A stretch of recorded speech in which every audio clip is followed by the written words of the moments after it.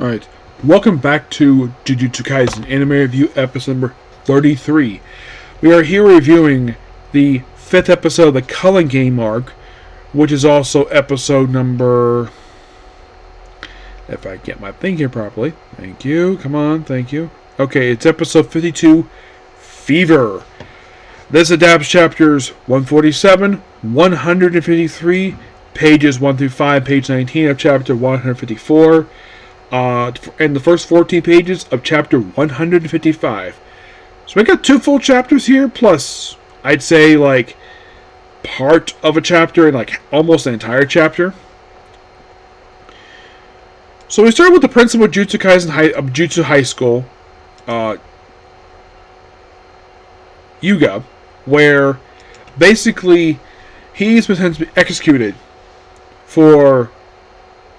because the original thing of having executed was because of the Shibuya incident,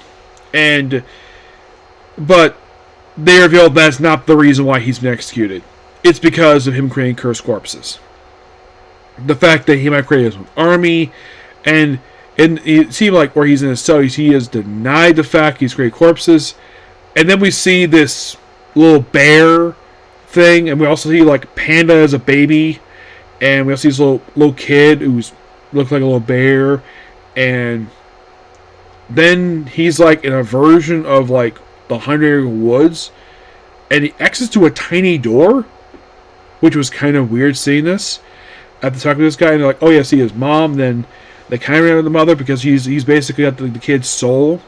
The only reason why she recognizes the fact this might be her child, it's because he has the same mannerism as him, and the guy with him like, "Oh, that's not his nephew. It's just a copy of him." So, and then we got the present day where Yuga basically wants to see his son, but then he's confronted by the principal of high school, which this old man here in this episode. It is actually a character like, because people forget the fact that people would think that Kyle Herbert, who's in the show, you think, "Oh, this is a guy who's voiced Panda." You see, Kyle Herbert has actually voiced not 1, not 2, but 3 characters. Yes, there was a character appeared in the very first episode of the series who was one of Yuda's friends when he first discovered one of Sukuna's fingers when he swallowed it. And then the character was never seen. I think it was brief popped up in episode 2 and he was never seen again. The second one was this old man principal who was voiced by Kyle Herbert. And then also there's Panda, who's awesome. Like, outside the main characters, Panda is my favorite. I love Panda. He's awesome. Even though he's not actual Panda, but I love the character because he's so funny. And then we have it where, now, some of you might think that, oh, did Mappa... I won't mention the whole thing. Before I continue here, I do know about Netflix's partnership with Mappa, which I think that's a really smart idea. Because Netflix is an American company, work with Mappa, maybe they might basically get more financing, because Mappa, I've heard in the last couple of years, it seems like any Greenland anime goes to them, and they get overwhelmed, per se. And I am like, this actually is a smart idea, because it probably gives them, 1, more money to probably work on these shows, and 2, probably gives basically a lot of their animators a rest to probably hire more people to work on these shows. Because Mappa seems like the go-to studio to make these anime, so there's that. So that's my opinion on the whole Mappa Netflix partnership. It's a smart idea. It's just a partnership. Netflix is not buying Mappa, they're just partnering with them. Which, I gotta hand it to that. That's actually a really smart idea.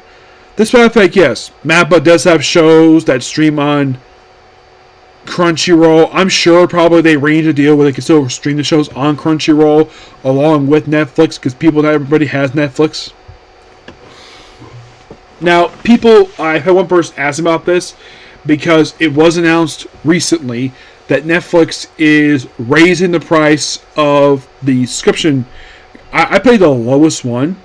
Was raising it by $2 because originally it was $7.99 a month. Now it's going to be $9.99 a month. I personally do not have a problem with this at all. You're like, how? If this happened about 6 years ago, it would be kind of an issue. Right now, it's fine. because I can actually afford it. It's perfectly fine. I have no issue with it at all. So, as a side of that, so then Yuga is pretty much killed off screen by the old man principal at school. And you probably think, did Mappa cut off this really cool scene? No. This is not Mappa's fault. This actually is the writer of Jujutsu Kaisen's fault for this. He's got slash marks covered in blood. And then here comes Panda, who's been released from his bounds. And the thing is, he does not attack the old man principal at all because Yuga is on good terms with him. And he gives basically secret the curse technique, corpses. And the old man basically asks the question, aren't you going to attack me because I killed him? Like, no. Because you actually, you're just you think of him, you're sort of like a hired gun.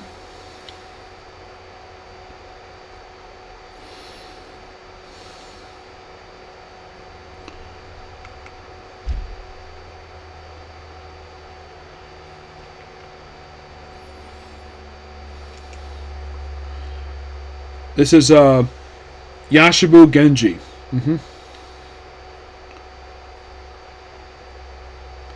Yeah, and this is the guy who's also voiced by Carl Herbert. And apparently his combat attire, when they show him off in the episode, I thought it was really cool they added this. Where you hear music. Yes, you hear music.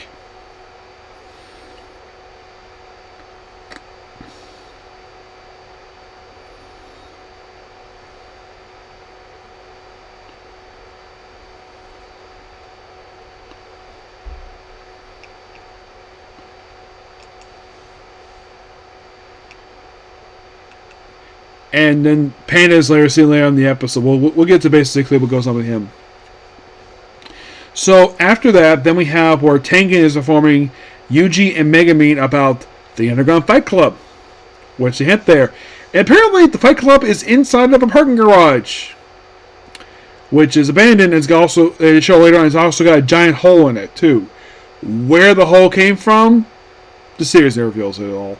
So basically, they get there and they pass through the gate like normally you do when you enter a parking garage.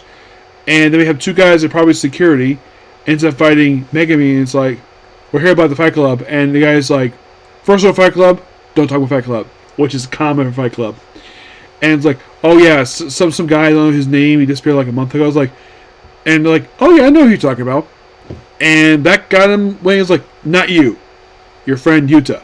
Well, yeah, your friend. But after bluffing, of course, he proceeds to Yuta gets to be the fighter in the actual fight pit. And as for Megumin, he goes off to infiltrate someplace else. They do, and of course, Denny and Yuta has his first opponent. Oh yeah, the boss basically is the guy they're looking for, Hidi. So his opponent is Panda, which is how to play and have basically spectators for, basically put on a show for the spectators, and of course they're told don't use cursed moves because not everybody's a jutsu sorcerer, which kind of a smart idea. And plus also the whole thing of, they do mention in the episode that the jutsu sorcery has to be a secret under basically jutsu law. So then of course basically right afterwards, and then he kind of defeats him, and of course Panda is basically like making a mean about, oh, the guy is in this monitor room on the roof of the parking garage, and you see him with this woman who is not actually a woman, it's somebody who's non-binary, despite the fact clearly looks like a woman. I'm not going to reveal the gender until when it's revealed, because I'm like, really? Because this clearly looks like a woman. Well, the gender is, I'll reveal one time. I'll probably reveal next week.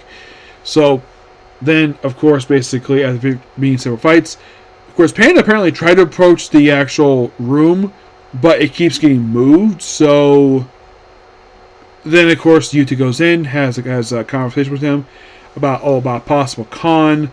Now, this little scene here of them talking about, like, you give me this money, I'll give you this money, and that's actually from the last page of chapter 154, which then, because prior to that they actually had, there's a whole scene right after that which they can put probably next week's episode.